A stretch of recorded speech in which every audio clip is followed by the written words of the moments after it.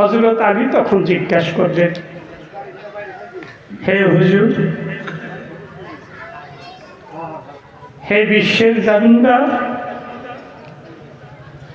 আপনি এই গানটাই ওই ব্যক্তিটার মুখে শুনলেন, কানে আঙ্গুল দিলেন, আর সেই একই গানই আপনি শুনলেন, এখন চোখের পানিতে আপনি বুক ভিজাইতেছেন, কারণটা কি?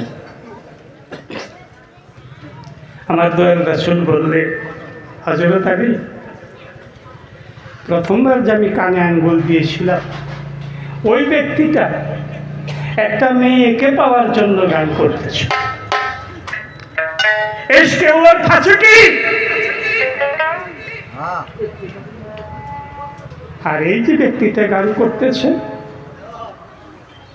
হৃদয়ের দুয়ার খুলে দিয়া থানা ফিল্লা হইয়া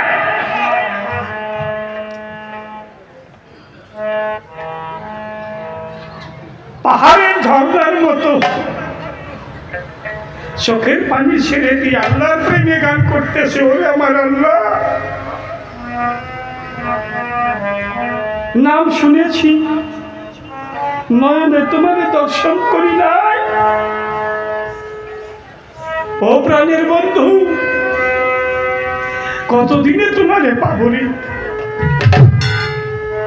এটা হয়েছে এসকে সাদেক। তিরমিজি শরীফে ভালো করে দেখবে। তাই বলবার জন্য চাই, এক শ্রেণীর জন্য শোনা নিষেধ, গাওয়াও নিষেধ। এসকে সাদেক চিত্তে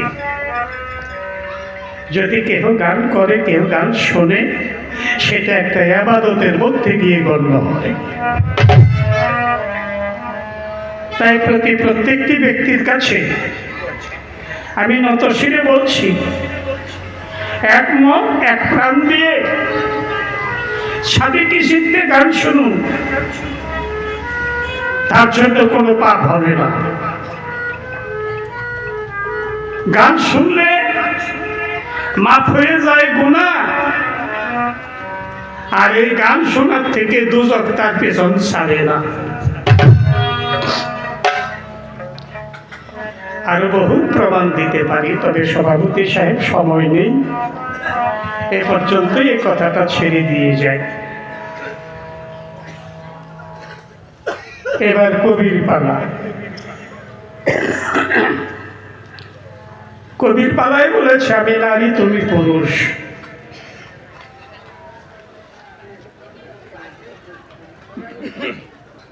নাম ধরেছে মীরাবাই, একজন সাধিকা নারী। আমাকে পুরুষ বলেছ ঠিকই, সাধুর ভূমিকা। আমার পায়ের শব্দ যখন পাও, কি কারণে মুখখানা ঘোরাও?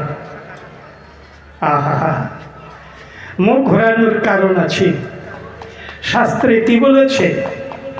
হিন্দু ধর্ম যা বলেছে, মুসলমান ধর্ম তাই বলেছে।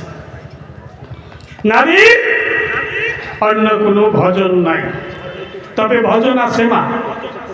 যতদিন বিয়ে হয় না, যতদিন আছেন বাবার ঘরে, খেদমত করতে হবে বাবা এবং মায়ের।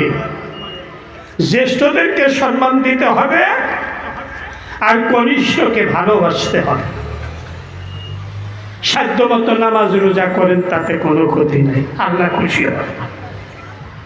যেদিন হইতে আপন সকল কইরা পরের সঙ্গে আপনারা বাইরে দিল নতুন ঘর, আত্মীয় স্বজন কইরা পরের বাড়ি চলে যান, সেদিন বাবা আপনাকে হাতে, অচেনা পুরুষের হাতে তুলে দিয়া বাবা চোখের জল ফালিয়া সেদিন বলছিল, মারে আজকে থেকে আমরা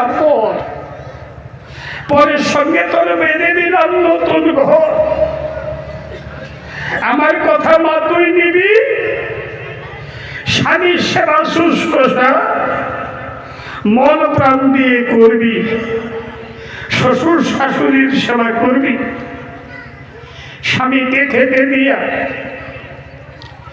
স্বামীর সেবা অন্তে খাওয়ার পরে যদি এক